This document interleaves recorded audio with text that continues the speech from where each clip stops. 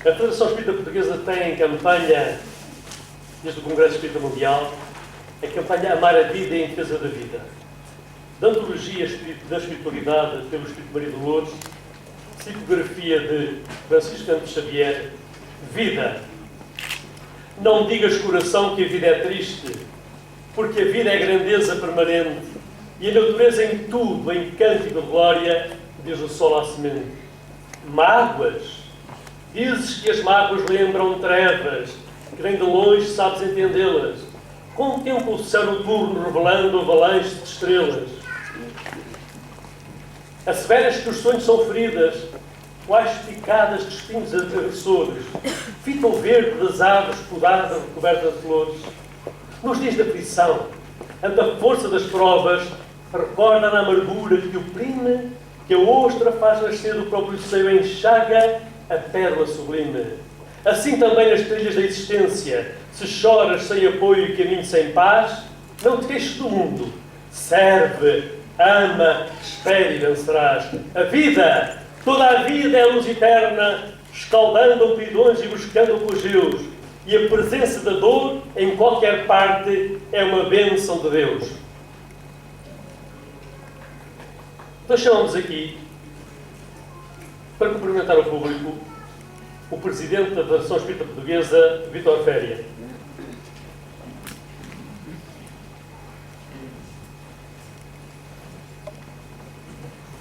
Boa noite a todos, sejam bem-vindos. Que a paz e o amor de Jesus a todos nos envolva. Que nós possamos encontrar aqui neste reencontro, neste convívio de fraternidade, a mensagem de esperança e de amor que nós procuramos. É para nós uma satisfação ter-vos aqui.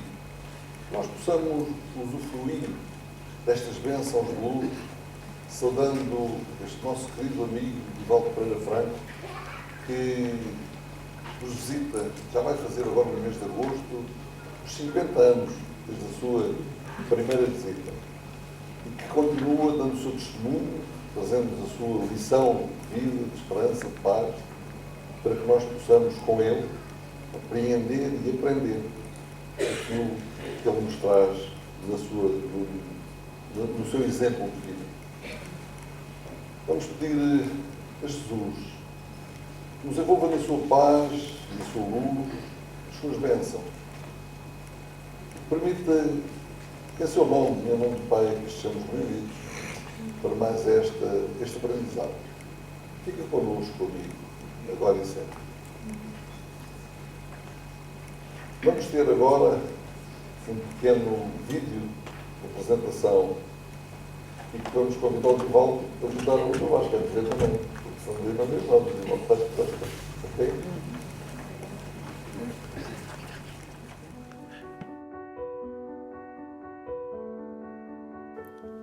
No ano 1927, ao quinto dia do mês de maio, Divaldo Franco inicia o seu percurso nesta reencarnação, que viria a transformar-se em exemplo para muitos daqueles que tiveram a oportunidade de o conhecer de mais perto. Desde muito jovem, orador eloquente, esclarecedor e consolador, Divaldo Franco aborda temas diferenciados da problemática humana e espiritual. Portador de diversos tipos de mediunidade, foi através da psicografia que a sua obra se tornaria mais conhecida. São mais de 200 as obras psicografadas, ditadas por vários espíritos que nos apontam caminhos felizes e esclarecedores. Em 1967, vem pela primeira vez a Portugal, a convite do casal Trindade. Com a colaboração de Eduardo de Matos, editor da revista Fraternidade, e de Casimiro Duarte, Divaldo profere a sua primeira palestra em Lisboa, na Rua da Fé, para mais de 200 pessoas. Percorreram então o país, de norte a sul, embora receosos da intervenção da PIDE, já que nos encontrávamos em pleno regime ditatorial e o espiritismo havia sido proibido, com o encerramento e confisco dos bens da FEP em dezembro de 1953. Quando em 1971 o reformador publica uma mensagem de Monsenhor Manuel Alves da Cunha, psicografada por Divaldo durante a sua visita a Angola, hoje publicada no livro Sol de Esperança, Divaldo Franco foi proibido de entrar em Portugal e colónias portuguesas, por ser considerado persona non grata. Esta situação só viria a ser revertida após a Revolução dos Cravos, em abril de 1974. Divaldo volta a Portugal, em 1977, na companhia de Dr. Thyssen, o então presidente da Federação Espírita Brasileira, e percorrem o país, deixando nos corações a ternura e a emoção por poder estar de novo entre nós.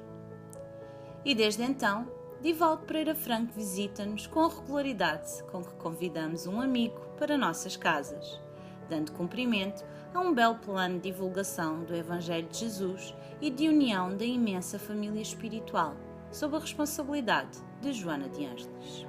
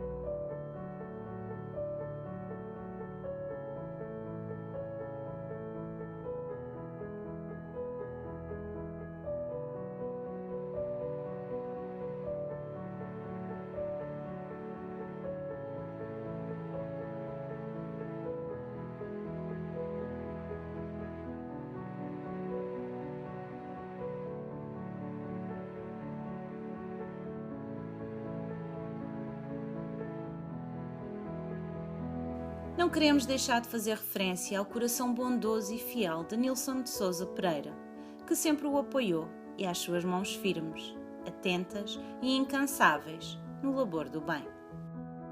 Nossa singela homenagem junta-se às muitas centenas de que tem registro o acervo técnico existente na Mansão do Caminho em Salvador da Bahia.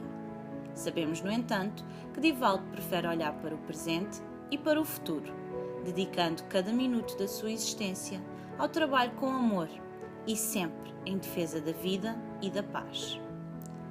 Pelos seus legados em exemplo de fé, labor, espiritualidade, dedicação, paz e de amor, a Federação Espírita Portuguesa expressa formalmente o seu muito obrigado.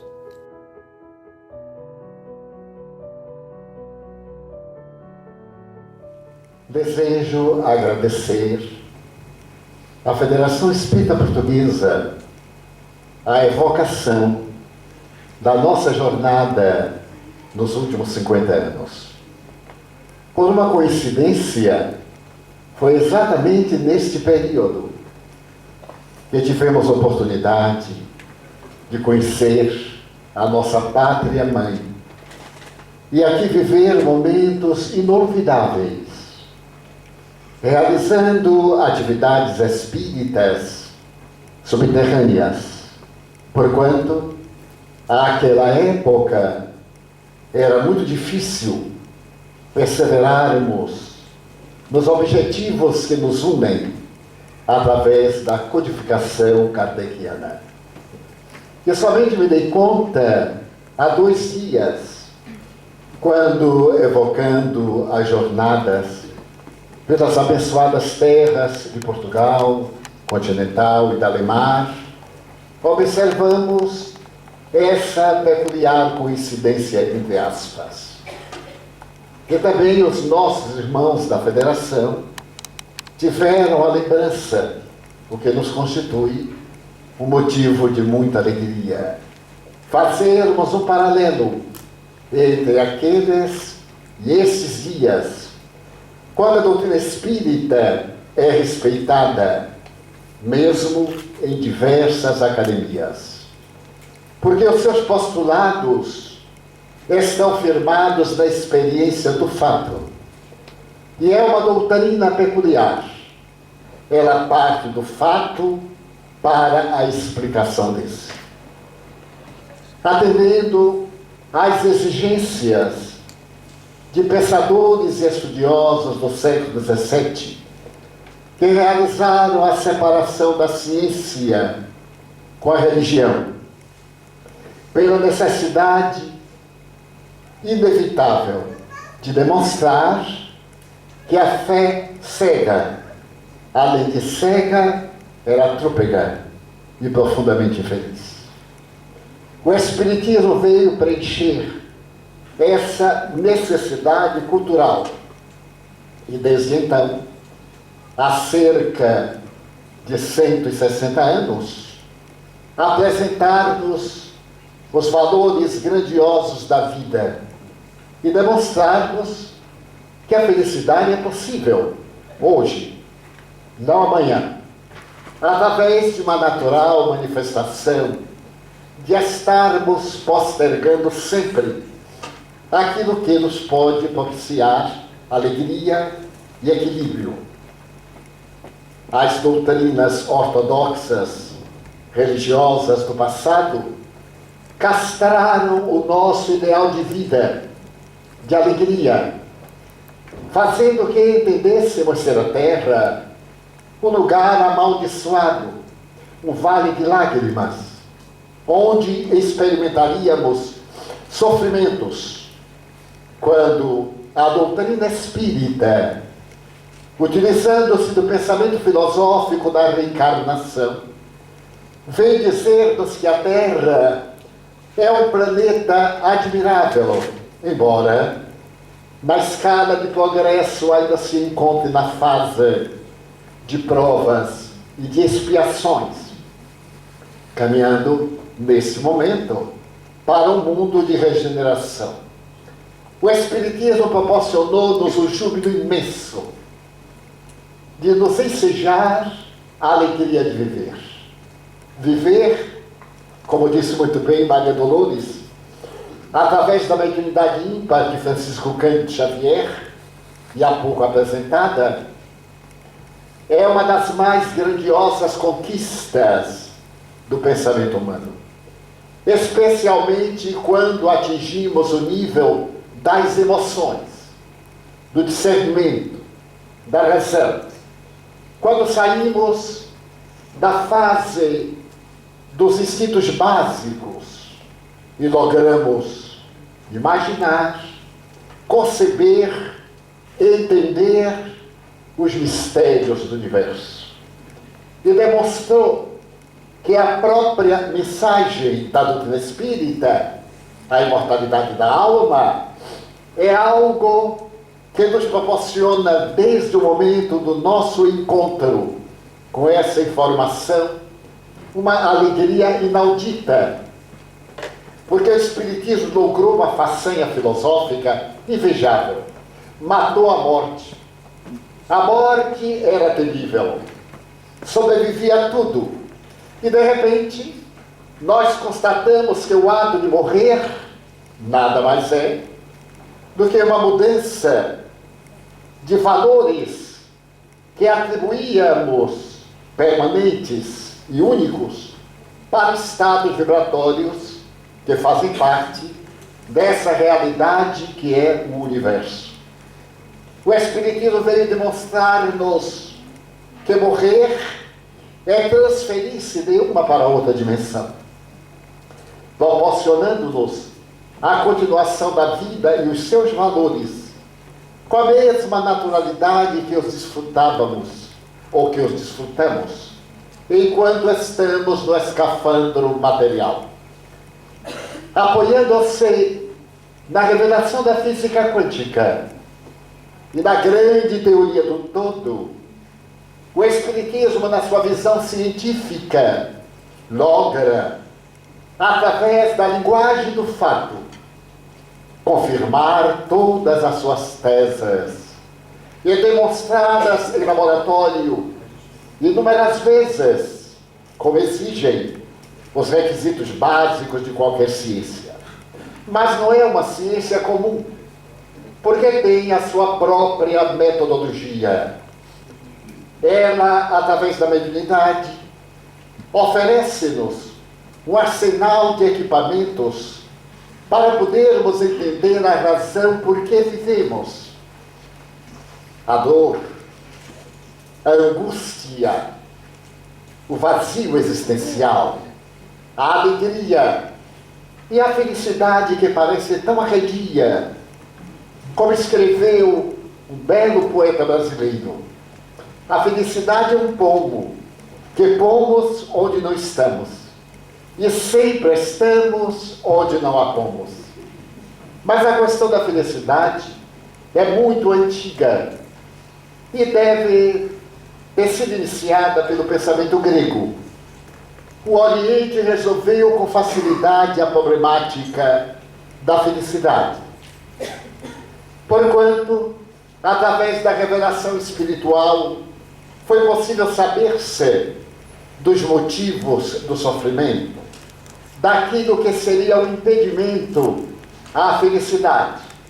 Como escreveu muito bem Fritjof Capra, o notável físico quântico austríaco, ao demonstrar que o Oriente logrou, através da revelação, o que o Ocidente gastou aproximadamente 6.700 anos para poder pesquisar e encontrar, graças à colaboração das novas ciências, aquela realidade que propicia uma razão legítima para viver, que nos dá impulso, alegria, mesmo no sofrimento. Porque, afinal de contas, a felicidade não é estanque, não é aquela linha horizontal, monótona, repetitiva. É exatamente essa admirável proposta em que nós temos o alto e baixo, em que o processo é tanto de alegria como de sofrimento, de tristeza como de júbilo. Ainda mais agora, neste momento, quando a depressão é considerada a mais terrível pandemia que vem assustando os estudiosos na área da saúde em qualquer aspecto, a ponto de haver estabelecido a Organização Mundial de Saúde que por volta do ano 2025, o óbito que terá quase prevalência será defluente da depressão. As enfermidades cardiovasculares ocuparam o primeiro lugar. E logo depois, a depressão, como causa mortes por intermédio do suicídio.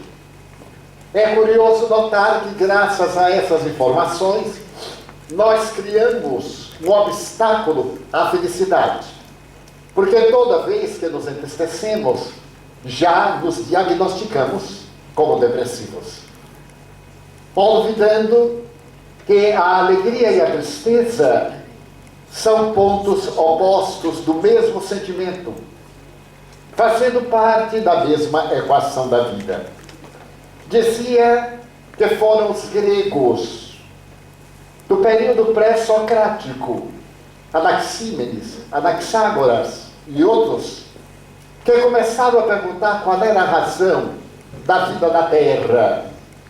E depois de examinarem profundamente, dentro dos padrões do momento, o ser humano, esbarraram às portas da morte. Será que a morte é realmente a etapa terminal da vida? Se o é, qual é o sentido da vida?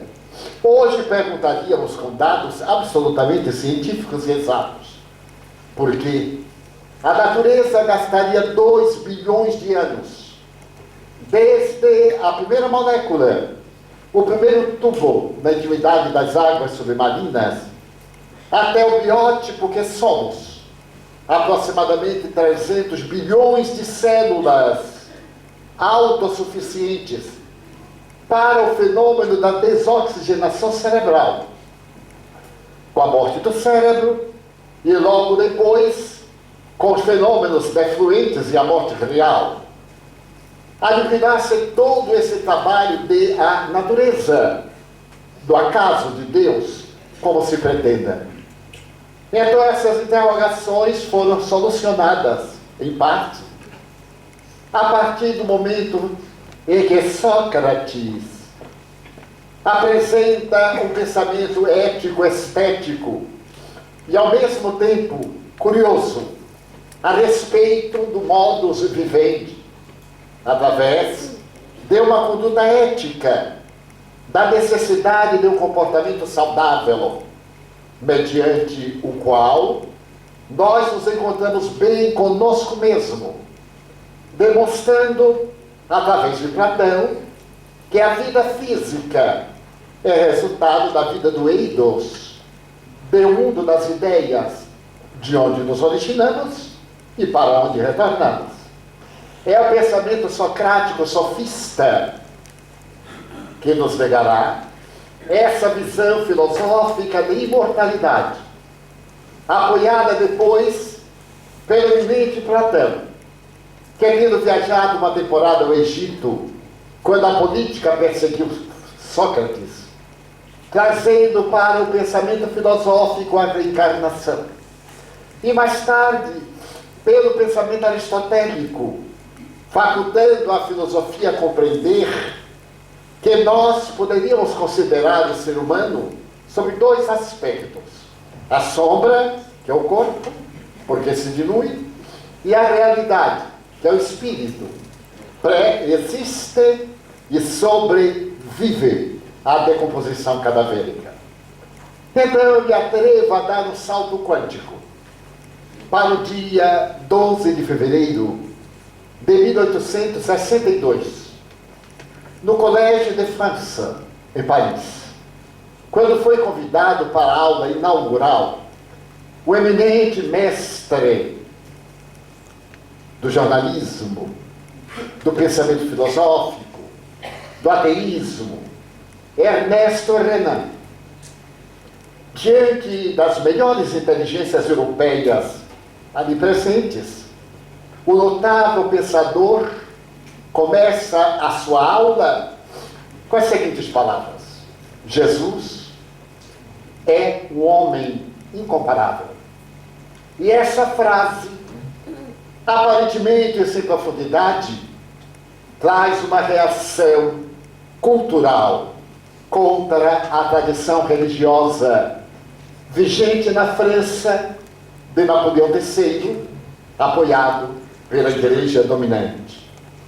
Porque ele desejava dizer que Jesus era um homem, como qualquer um de nós, mas não igual a nós. Era um ser excepcional. Era um homem incomparável, retirando aquele lado mágico que a religião dava um caráter divino de Deus, da chamada Trindade, ou de um ser quase inatingível. Via ele demonstrar que esse homem, que marcou a história de maneira definitiva, ultrapassava quaisquer dimensões ou definições que se pretendesse enjaulá-lo no pensamento de qualquer natureza. E como o resultado dessas palavras foi muito grave, porque o imperador, que não era lá tão católico, mas que se utilizava da religião para manter o trono, resultado de uma traição democrática de 1840, quando ele prometeu o Estado democrático e trouxeram de volta o período napoleônico, então ele foi demitido da cátedra de grego, que lecionava na Sorbonne, e foi perseguido tenazmente pela audácia de dizer que Jesus era um homem, embora excepcional, pagando talvez o preço de Victor Hugo, quando foi obrigado a partir para o exílio, por não concordar com a tirania do imperador. Mas como resultado, Ernesto Renan irá escrever a vida de Jesus. Naturalmente se utiliza da história, mas também da antropologia, da paleontologia, para demonstrar filosoficamente que Jesus viveu, existiu, e que a sua mensagem arrebatadora foi tão extraordinária que dividiu a história, antes e depois. A história dividida passou a estabelecer que ele foi o maior personagem de todos os tempos. E a mim me fascina essa análise, porque no século passado, a grande psicanalista alemã, a doutora Hannah Wolff, depois de uma análise profunda da psique humana, estabeleceu que Jesus é o maior psicoterapeuta que a humanidade jamais conheceu, em razão dos fenômenos admiráveis que ele realizava também na área da saúde. Então, quando eu penso em Jesus, e eu considero como homem que me serve de modelo, guia, conforme responderam os Espíritos, Allan Kardec, na questão 625 do Livro dos Espíritos, quando o codificador indagou qual o ser mais perfeito que Deus ofereceu à criatura humana para servir de modelo e guia. E os Espíritos responderam: Jesus. Não tem aí nada místico, nem eminentemente religioso. Estamos diante de um fato de laboratório. Ninguém que se o igualou.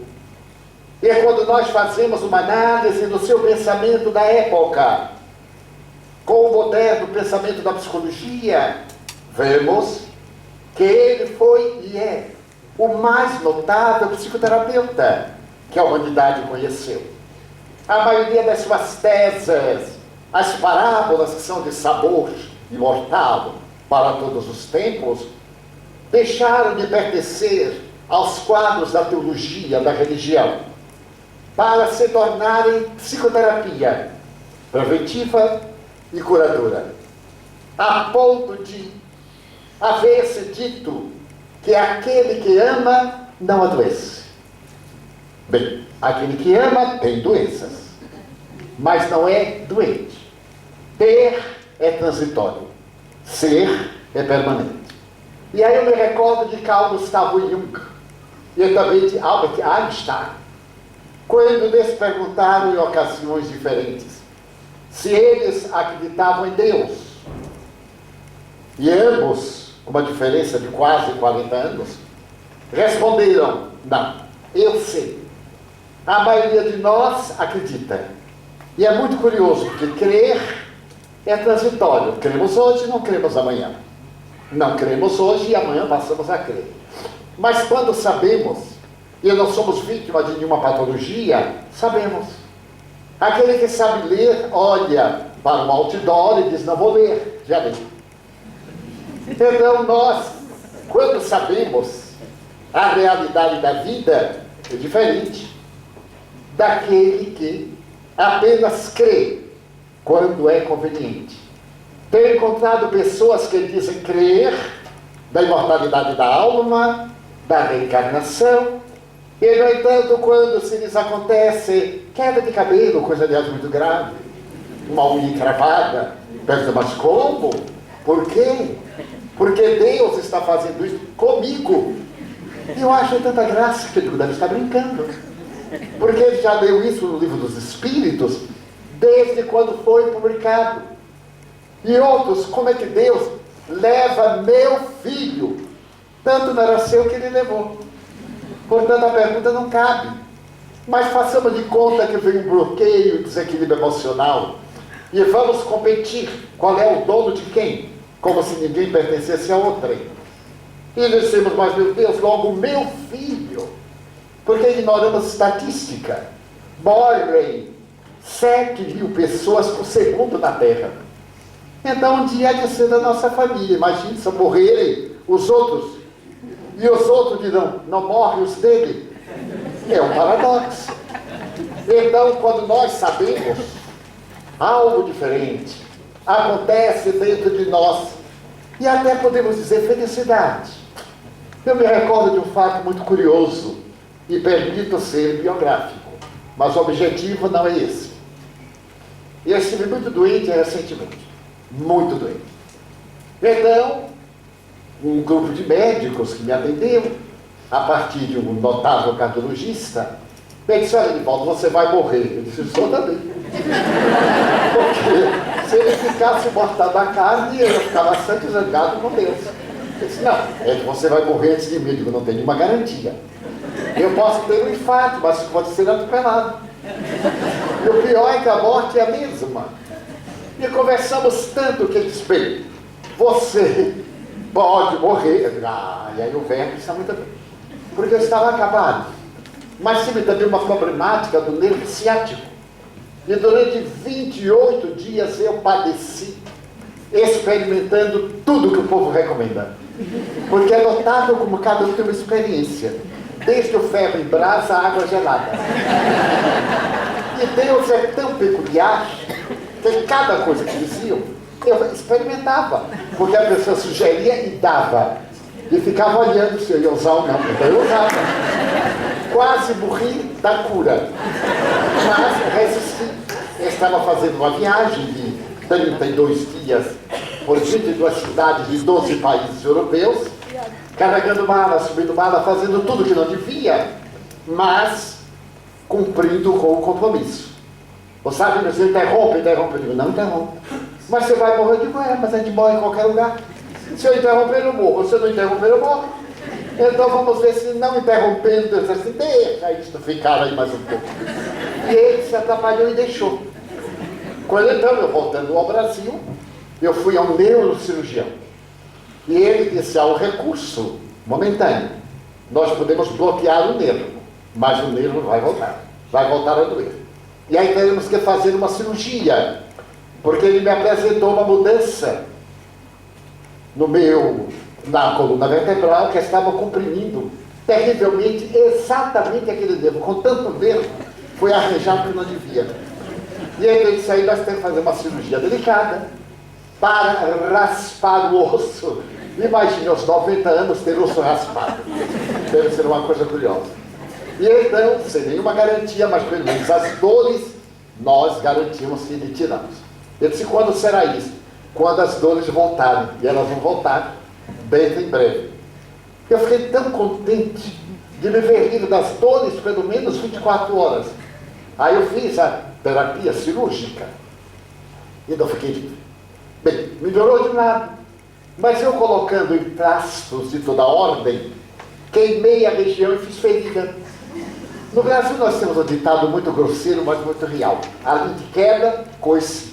A gente cai do cavalo e dá um chute para completar a queda. Então, eu digo: mas agora, dado uma doença, surgiu. Voltei a Salvador, tinha uma série de compromissos. Eu tenho compromissos porque o povo é um pouquinho avançado. Até o ano 2026, que é o centenário da Federação Espírita Portuguesa. Vitor perguntou: você veio? Eu digo: venho. Veio reencarnado. Então vocês verão aqui ou do outro lugar um menino genial. Sou eu. É a reencarnação. Muito bem. Eu aí comecei a tratar. Mas fui tão infeliz que tive uma problemática renal. Porque tomei tanto anti-infeccioso, tanto anti-inflamatório, de todo o tempo que me atacou. Essa alta carga, a tireoide e os rins. E então me veio uma infecção. E logo, simultaneamente, porque nunca acontece uma coisa desagradável de uma vez, ou em vez separado, sempre acontece de uma vez. E eu tive ainda uma outra problemática da saúde. E o novo médico, aliás, meu filho, ele se assentiu: eu nem vou receitar. Por quê, meu filho? Porque vai morrer de qualquer jeito. Pelo menos faz a economia do remédio. Mas como você me ama, não é? Carinho, você... Mas eu me neguei a morrer. Porque é isso. Nós nos entregamos. Eu me neguei, eu ia fazer 90 anos. Não é todo dia que a gente faz 90 anos. Eu digo: ora esta. Aí eu completei 90 anos. Puxando da perna, com problema renal, com problema na tireoide, mas rindo. Mas um dia eu não aguentei, que eu também sou humano, embora seja espírita. E eu falei à benfeitora espiritual: minha irmã, a senhora quer que eu não falte nenhum compromisso. O médico proibiu de eu ficar de pé, proibiu de eu carregar qualquer coisa pesada, proibiu de me abaixar. Eu digo: o senhor me proíbe de viver, porque só que falta, não posso abaixar, não posso levantar, não posso carregar. Bem, mas aí eu fazia escondido dele, porque o problema é o médico saber. Eu sabendo, está tudo bem. Nesse momento, um dia, eu achei que era demais, e então me veio a autocompaixão. Nada fantástico, nem melhor do que ser vítima. Essa tese do vitimismo é tão boa, a gente ser tão infeliz, não é? Olhar para assim, você não sabe quanto eu sou desgraçado. Aí eu falo assim: é porque você não conhece a minha história. E aí vem aquela disputa para ver quem é o mais infeliz. Então eu tive a crise. E diga assim: mas tenha paciência, completar 90 anos, qual é a vantagem? E me apareceu a mentora espiritual Joana de Ângeles. E eu disse: mas minha irmã, eu estou fazendo tudo direitinho, como manda o Evangelho. Até eu me tornei um pouco melhor, porque vou morrer, deixar eu apagar os últimos débitos. Mas eu não aguento. Eu quero pedir socorro da misericórdia divina. Sabem os amigos o que ela me perguntou? Você ama a Francisco de Assis? Para mim é o biótipo que melhor acompanhou Jesus. Ele é, indubitavelmente, esse ser que viveu Jesus com alegria, a ponto de ser chamado irmão alegria, e morreu cantando e nas criaturas. Quando ele disse ao irmão Leon, coloca no último verso desta maravilhosa canção, a irmã morte, bem-vinda, bem-aventurada sejas, irmã morte, que nos libertas do corpo. Então ele é chamado irmão alegria, não é, Divaldo de Goiás? Senhora, e por que você está reclamando? Ele tinha apenas a cegueira, por um tracoma, a ranceníase, um câncer, debilidade orgânica e 44 anos. E trabalhava, servia a Jesus com abnegação. Tu tens 90, não tens cegueira, tens um nervinho fora do lugar, tens um rim que está reclamando que já viveu demais. Então, tu tens que ser um irmão alegria. Mas, minha irmã, a senhora é tão generosa. Muito obrigado. Ela disse: Francisco, você se iniciava. Tu és espírito de sim, senhora. Então, tu irás pregar com silício, com todas as dores rindo, porque no sofrimento tu vais encontrar a felicidade. Ele é o caminho. Ele disse: sim, muito obrigado. E quanto tempo, mais ou menos? Porque tudo depende dessa dimensão. Ela disse: bem, até a hora do retorno. Mas é uma esperança muito grande. É que vale dizer que daqui para pior, até quando não tiver mais jeito. Ela disse: mais ou menos. Que Deus te abençoe. Foi a segunda vez que esse Espírito me deu um conforto moral. E é raro. Eu havia tido um infarto no miocárdio, estava desenganado, o médico me havia proibido tudo, e ela me aparece no dia de mediúnica que eu participo e me pergunta: não vais hoje à reunião mediúnica? E eu disse: minha irmã, eu estou 95% morto. Ela disse: qual é o problema? Tu não estás falando comigo que estou 100% morta? Levanta-te daí e vai para a sessão mediúnica. Deixa-te, de preguiça. Olha, eu fiquei com tanto amor de ter um guia espiritual desse Jaez, que eu levantei com ternura, os dentes rilhados, e fui à reunião mediúnica, porque se trata de uma prática espírita que os médiuns devemos atender com alta responsabilidade, sem o desculpismo. E curiosamente, 1h30 depois, quando eu voltei do transe, eu estava me sentindo bem, porque a angina pectoris, que é algo que eu não desejo para ninguém, nem para inimigos se eu tivesse, havia passado. Então Alegre disse: Nilson, passou-me a dor. E ela parece dizer: agora vai repousar. Não jogue fora as energias abençoadas que o Senhor lhe concedeu. Então a felicidade não é apenas o sorriso. Então nessa madrugada eu estava vindo a Lisboa, quando vi algo muito interessante no Face. Eu detestava o Face. Como qualquer pessoa da minha idade, eu detestava o Face. Porque eu tenho uma amiga que um dia mandou a foto dela com a toalha e a saboneteira. Amigos, eu estive indo tomar banho. Eu achei fenomenal. Eu não queria ser o primeiro. Me chamou a atenção. E aí detestei ainda mais o Face. Mas alguém teve a infeliz ideia de me colocar nesse negócio. Não botou o nome, mas me ensinou como é que abre. Bem, tem muita extravagância. Mas estava na porta do quarto do Papa Francisco. Esse homem incomum, semelhante quase a Jesus. É o Papa excepcional. Estava lá escrito: é proibido reclamar. Porque o dom da vida é uma concessão extraordinária de Deus. Então eu disse assim: estou de acordo. Porque estava ali sentado, com as dores naturais do irmão perturbador, aquela postura da cintura doendo, e dizendo: estou presente. Eu digo: e eu também. Vamos ver quem vai morrer primeiro. Porque quando eu morrer, eu me vejo livre de você. E você não me acompanha. Então, tudo isso faz parte do elenco da felicidade. Ninguém espere essa felicidade risonha e fresca, bela e decantada pelos poetas. A felicidade de quando eu me casar. No período em que eu era jovem, eu tinha o hábito de orar por todo mundo pedia e eu orava.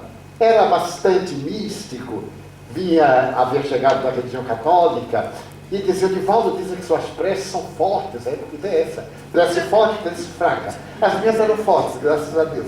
Você ora para eu me casar? E eu orava. Casado. Agora, continuou: Divaldo, você ora para eu me divorciar? Eu oro. E a coisa foi tão complicada, eu orei tanto para o povo casar, que eu fiquei solteiro. Mas não tem tempo de orar para mim. Quando eu comecei lá para os 80, eu digo: gente, eu sou solteiro. Mas já era tarde demais. Eu me resignei, digo: já estou no meio do caminho, seja lá o que Deus quiser. Mas então, a felicidade não é quando, se nós colocamos, se por acaso acontecer tal coisa, eu serei feliz. Essa felicidade condicional não existe. É ilusória. Ela não atende ao tempo de kairos, ao tempo emocional. Porque as coisas boas e alegres, dizemos, passam rapidamente. As coisas dolorosas nos pegam no tempo solar, não acabam nunca. E parece verdade. Então a felicidade é esse conjunto de subida e descida, de alegria e desencanto, que nos proporciona a arte de viver. Então, que fizeram os gregos para poder explicar a felicidade? Tiveram a ideia de examinar como seria possível a felicidade aqui na Terra. E Epicuro, o grande filósofo, apresentou uma tese: a verdadeira felicidade resulta do ter, e nos ofereceu o hedonismo, essa visão de beleza etérea, prazerosa, dessa necessidade sensualista do indivíduo ter para gozar. Então isso é possível. E durante um largo período, Atenas e outras ilhas gregas passaram a viver a felicidade hedonista. E os epicuristas perceberam, depois de algum tempo, que o ter estava ameaçado pelo perder. E muitos daqueles que tinham, temiam perder. Logo, surgiu uma nova corrente de pensamento filosófico, apresentada por um homem muito peculiar. Ele dizia que a verdadeira felicidade era não ter nada. Diógenes era cínico.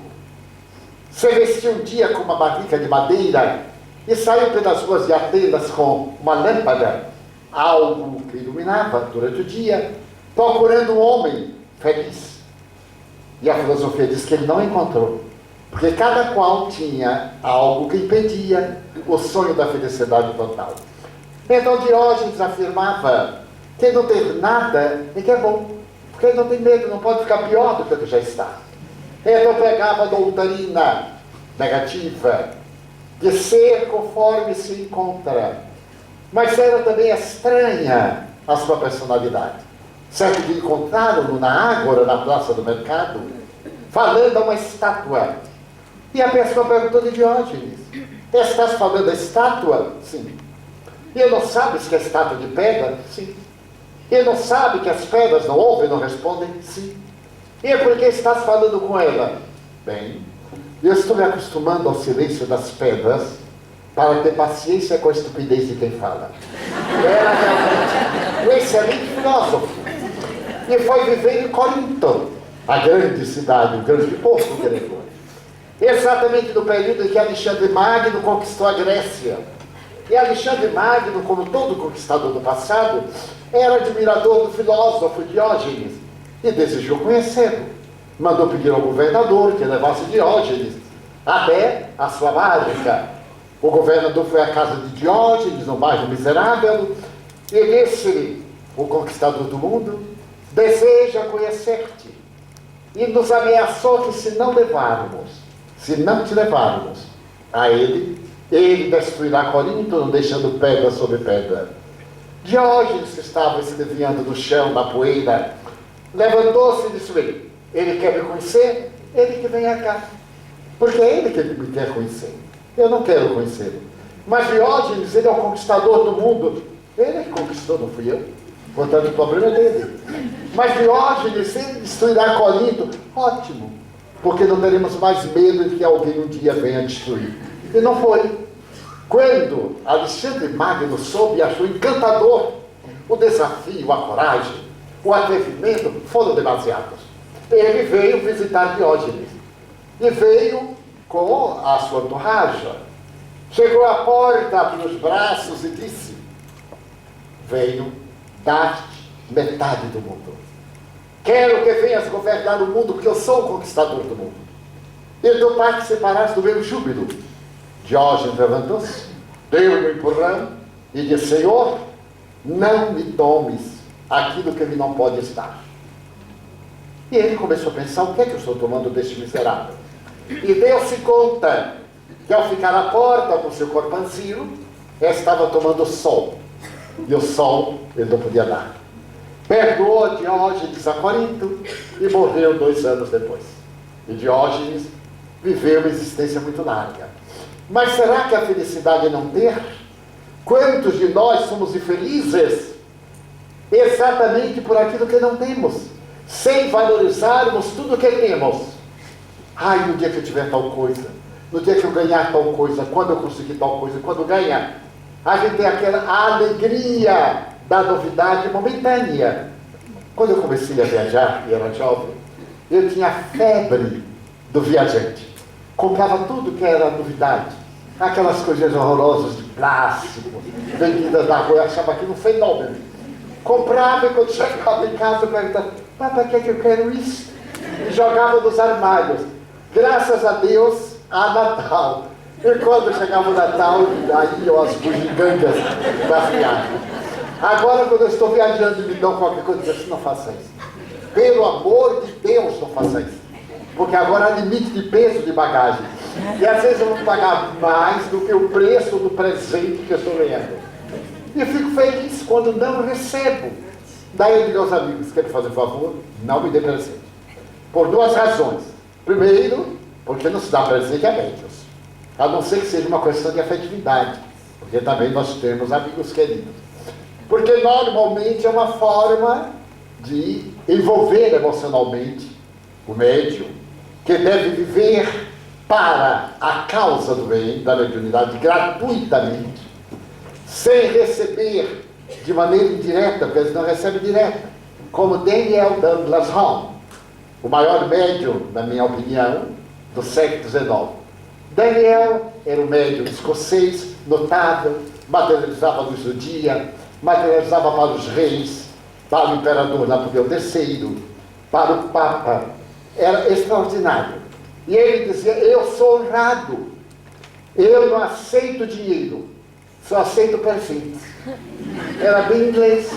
Ele aceitava joias, casacos de pele, hotéis, 7 estrelas, apenas isso. O dinheiro não. Mas alguém tinha que pagar, ele não pegava em dinheiro. Então o dinheiro ficou meio maldito na opinião de muitos. Então, recordando Daniel, porque eu não me dei presente, me dei dinheiro. A verdadeira felicidade será esta de nós estarmos preocupados com o que não temos. Foi nesse momento que surgiu outro pensador notável, Decício Zenão, e falou que nós éramos infelizes porque tínhamos medo. Medo da morte, medo da doença, medo da traição, medo da perda do trabalho, medo de um relacionamento. E então ele pregou a doutrina estoica. O estoicismo ainda floresce em nossas almas, mas de uma maneira melhor trabalhada.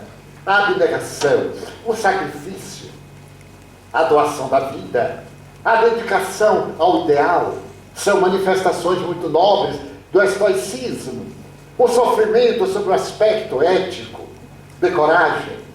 Mas ele chegava talvez a um extremo que, reflexionando, os pensadores da felicidade mudaram um pouco. Porque por mais que eu me prepare para enfrentar a dor moral, é muito difícil libertar-se da saudade. A ausência de um ser querido. E eu me recordo de Stevenson, o grande pensador, escritor e poeta inglês. A felicidade, dizia ele, especialmente na área da saudade. A saudade é a presença do ausente e é a ausência do presente. Sempre quando o ausente ataca a nossa alma pela distância física, através da morte, através de um fenômeno trágico ou de outra natureza, a dor da saudade às vezes é inexpugnável. Tem determinadas situações de uma traição, como nos prepararmos para suportar uma traição e etc. Às vezes resistimos a dores físicas. Eu tenho uma grande resistência à dor, mas a dor física. As dores morais me surpreendem ainda e às vezes me fazem sofrer. Mas logo veio o pensamento socrático.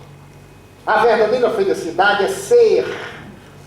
E é como Sócrates se encontrou no pórtico de Delfos, a velha frase dos sábios da antiguidade de Nota Selton, que significa conhece-te a ti mesmo. É curioso notar que essa proposta psicológica é perfeitamente válida hoje nos gabinetes de psicoterapia. E é perfeitamente localizada no pensamento de Jesus, quando nos fala que devemos amar o próximo como a nós mesmos. Então essa proposta psicoterapêutica do Evangelho de Jesus está incerta na doutrina espírita. O alto amor.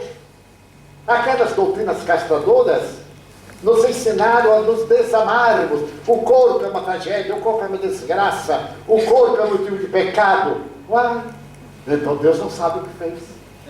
O sexo é o desvario, é algo imundo, é um pecado. E nós ficamos por quase 16 séculos asfixiados na hipocrisia, na mentira, quando qualquer departamento do corpo é abençoado, especialmente o órgão da procriação, da perpetuação da espécie, no qual nós unimos energias saudáveis, hormônios físicos, emocionais, psíquicos, por causa deste dom que é reproduzir-nos. A problemática não é do sexo, é da cabeça de cada um. Como a alimentação. Eu posso ter uma alimentação saudável, como ser um glutão. Posso ter uma vida disciplinada ou não. Não é, portanto, o órgão. É a minha conduta interior, a falta do meu conhecimento. A ausência do conhecimento do si, do self. Entrar para ver quais são as minhas debilidades. E fazer uma autoanálise daquilo que sou, daquilo que posso fazer, do que me permito. E a doutrina espírita, através desse Jesus, que supera o Jesus tradicional, que as religiões nos apresentam de uma maneira mística e piegas. Mas aquele homem que teve a coragem de dizer aos fariseus, hipócritas, até quando vos suportarei? E era humilde. Porque a verdadeira humildade não é a perda da dignidade.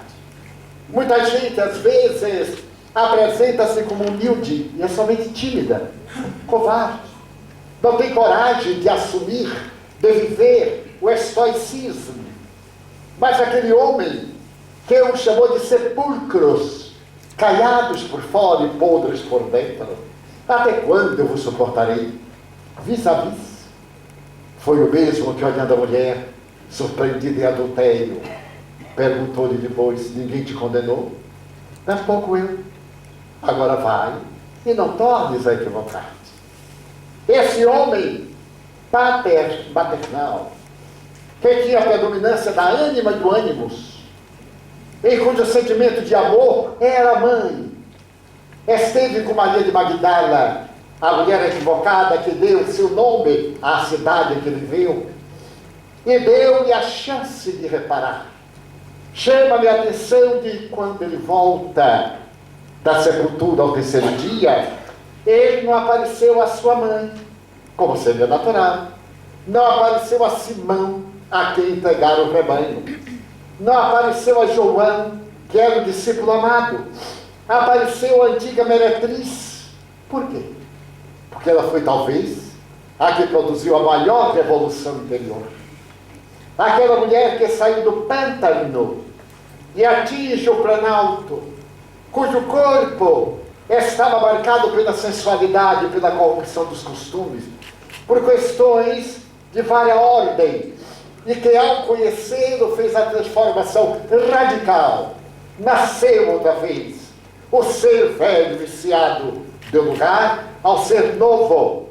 Exatamente a ela, dando-nos uma esperança maravilhosa, dizendo-nos que a pureza em branco não vale nada. Um livro em branco que não tem nada escrito, qual é o valor? É melhor um livro, talvez, sem capa, que não tem o dourado e tem uma mensagem, do que essas obras maravilhosas que não dizem nada. Daí essa presença de Jesus nos vai, através dos ensinamentos espíritas, levar à felicidade hoje. Não é a felicidade de amanhã. É proporcionar-nos a reflexão de que, afinal, eu sou tão feliz. Se por acaso eu me detenho no aparelho ocular, que milagre poder ver, gratuitamente, respirar o oxigênio sem o qual a vida perece, a vida das plantas, dos seres animais, dentre os quais o ser humano. Se eu me recordar da grandeza da inteligência dessa massa encefálica, parda acinzentada, que tem uma divisão especial, e em cada hemisfério verdadeiros fenômenos inimagináveis. Esse computador, que criou o computador, mas cujo computador não pôde criar o cérebro, embora já temos os cérebros artificiais, mas muito distantes dessa massa grandiosa, dessas circunvoluções, nas quais estão impressas momentaneamente pelo perispírito várias reencarnações. A nossa história, no inconsciente profundo, no individual, no coletivo, e que nós podemos acessar através da hipnose profunda, através da concentração, da meditação, do êxtase, ao alcance da nossa vida, para encontrarmos o sentido real da existência. Então a proposta deste momento é mergulharmos no pensamento espírita, nas obras publicadas por Allan Kardec, nas quais nós encontraremos a seiva do pensamento filosófico dos tempos passados, presentes e futuros. Leio-as há mais de 70 anos e cada vez parecem mais atuais, a ponto de eu perguntar: será que eu já li isto? Claro que li, com outros olhos, com outra reflexão, com outros pensamentos.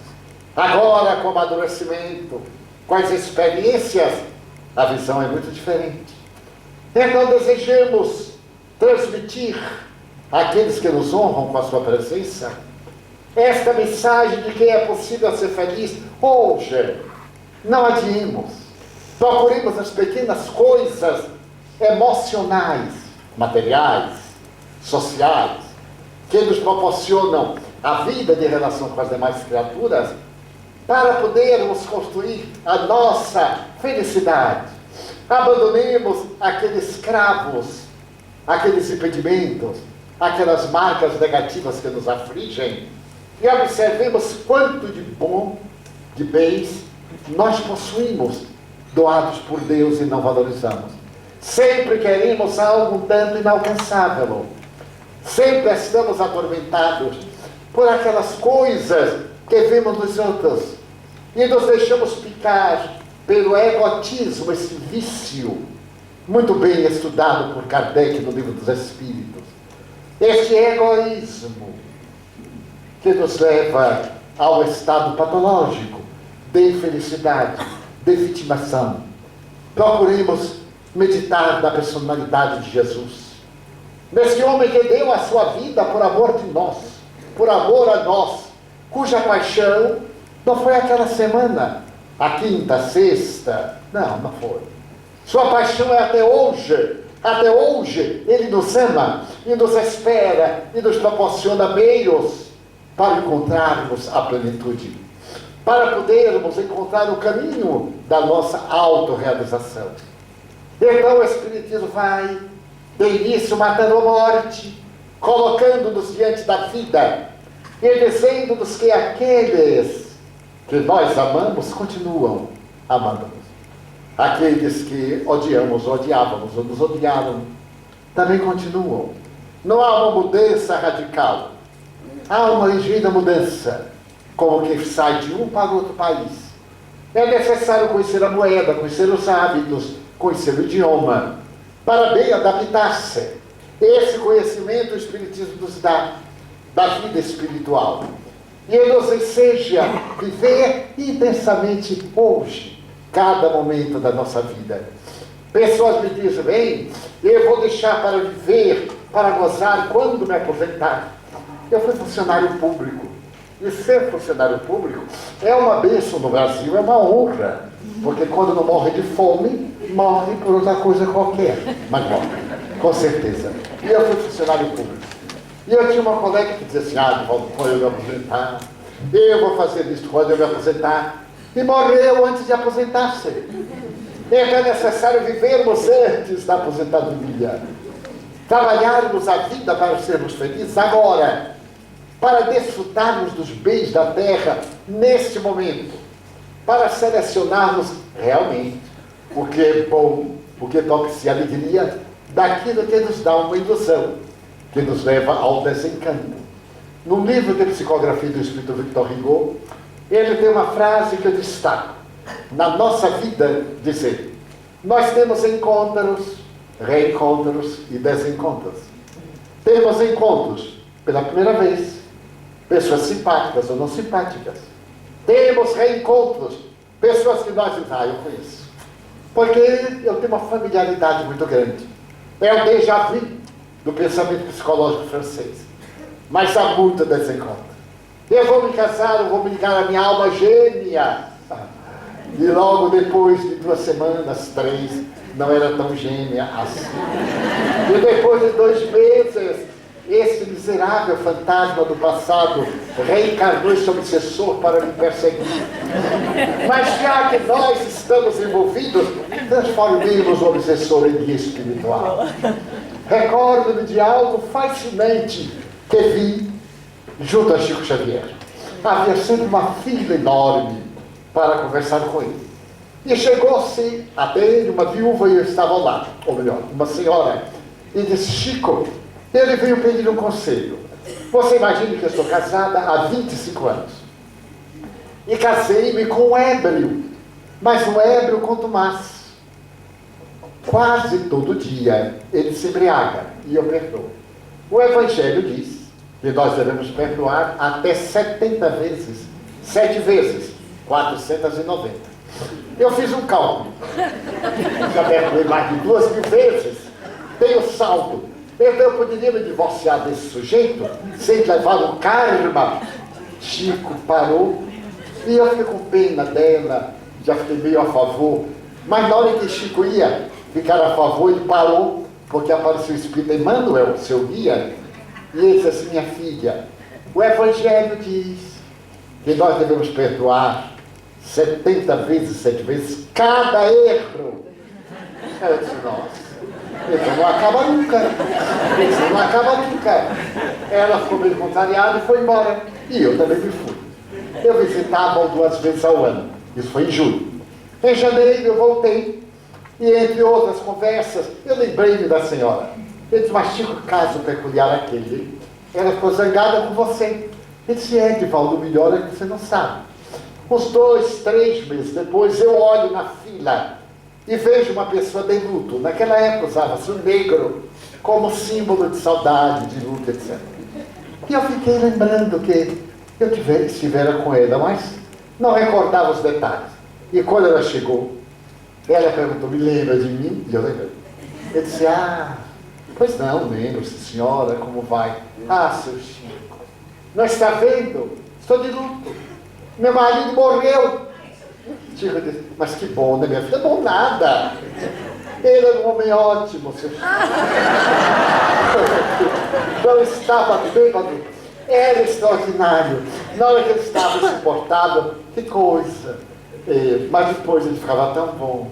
Eu vim aqui pedir notícias. Como é que ele está no além? Chico, quantos anos você viveu com ele? 25. E durante 25 anos ele era o Era. Como é que ele está no além? Bêbado. Era a única solução. Então, mesmo na dor, ela encontrava felicidade. E uma outra amiga do Edivaldo: o bom do amor é uma briga de quando em quando. Porque a hora das pazes é uma maravilha. Mas recomendo que a briga não demore mais de 30 horas. Por causa da competição que existe na atualidade. Aí pode ficar de mal 20 horas, 25, 26, e aí já dá um jeito de melhorar a paisagem. Então é possível que nós encontremos desta doutrina que nos dá as bases para uma vida de equilíbrio, de paz, de realização, de segurança, que nos dá felicidade, através da figura incomparável de Jesus. Porque essa ciência, sendo uma filosofia, tem uma ética moral de consequências religiosas. Nos aproxima de Deus, nos fala da prece, nos ensina os valores éticos, a ética cristã, que é a mais notável dentre todas as éticas que Allan Kardec consultou. Essa ética do amor. Pode haver nada melhor do que a ciência e a arte de amar. A felicidade é de quem ama, não é exatamente de quem é amado. Porque às vezes a pessoa que é amada está na fase da criança ferida, da criança junguiana, que não se desenvolveu. E aquele que ama tem maturidade psicológica. Fantástico podemos amar. E não cobrar a retribuição. Então iniciemos a nossa nova jornada, continuando amanhã com o nosso seminário do mesmo tema, com esta proposta, demonstrando que é possível viver feliz hoje e agradecer a Deus todas as bênçãos com que Ele enriquece a nossa vida. Desse modo, em uma análise de felicidade, digamos: Senhor, eu gostaria de dizer-te que amo a vida, que para mim é bela e é consentida. Muito obrigado, Senhor, por tudo que me deste, por tudo que me dás. Obrigado pelo ar, pelo pão, pela paz. Obrigado pela beleza que os meus olhos veem no altar da natureza. Olhos que veem o céu, a terra e o mar, que acompanham a ave ligeira que voa fagueira pelo céu de anil, e se detém na terra verde salpicada de flores em tonalidades de mil. Muito obrigado, porque eu posso ver meu amor, mas diante da minha visão eu detecto os cegos que se debatem na escuridão, que tropeçam na multidão, que choram na solidão. Por eles eu oro, e aqui eu imploro comiseração, porque eu sei que depois desta lida na outra vida, eles também enxergarão. Muito obrigado pelos ouvidos meus, que me foram dados por Deus, ouvidos que ouvem a música do povo que desce do morro na praça a cantar, a melodia dos imortais, que se ouve uma vez e não se esquece nunca mais. Pela oportunidade de escutar a voz do boiadeiro, a música do cancioneiro. Pela minha faculdade de ouvir, pelos surdos eu te quero pedir. Porque eu sei que depois desta prova na vida nova, eles voltaram a ouvir. Obrigado pela minha voz, pela sua voz. Pela voz que canta, que ama, que alfabetiza, que ilumina, que tauteia uma canção. E que o teu nome profere com dúlcida emoção. Diante da minha melodia, eu te quero rogar pelos que sofrem de afasia, que não falam de noite, que não cantam de dia. Eu sei que na próxima reencarnação eles também cantarão.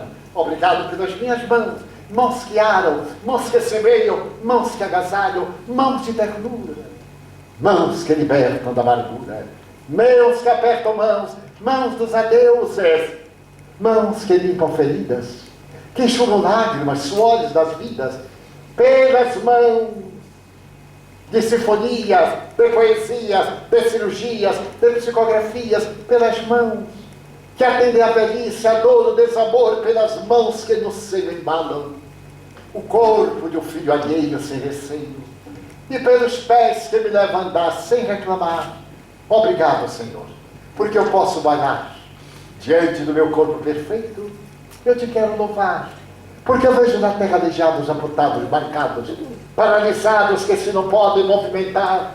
Eu oro por eles, porque eu sei que depois desta expiação, na outra reencarnação, eles também bailarão. Muito obrigado, por fim, pelo meu lar. É tão maravilhoso eu ter um lar.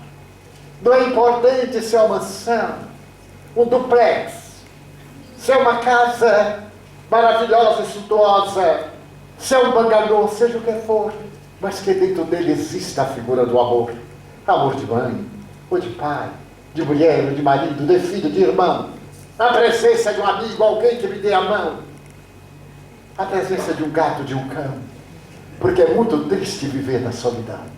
Mas se eu a ninguém tiver, nem o teto para me cobrir, nem uma cama para descansar, nem aí reclamarei.